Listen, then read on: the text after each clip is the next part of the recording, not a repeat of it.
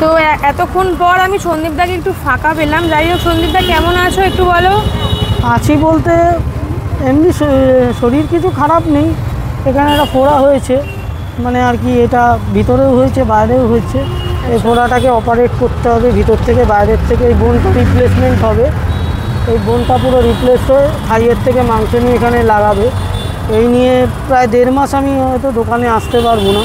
কালকে অপারেশনের ডেট দেবে ডাক্তার। এই নিয়ে একটু দৌড়ঝাঁপ আর কি।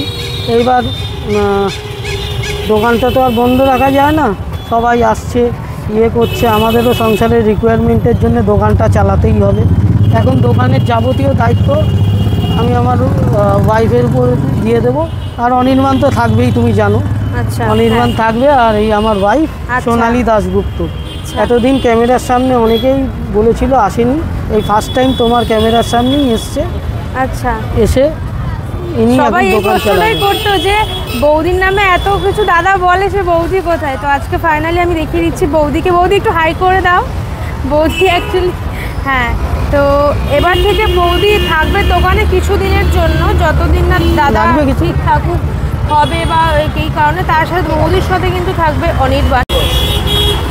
বলছিলাম কালকের থেকে কালকে অপারেশনের ডেট দেবে। আমি হয়তো টিস্যু আছে, তো টিস্যুটা কোথায় রাখলি?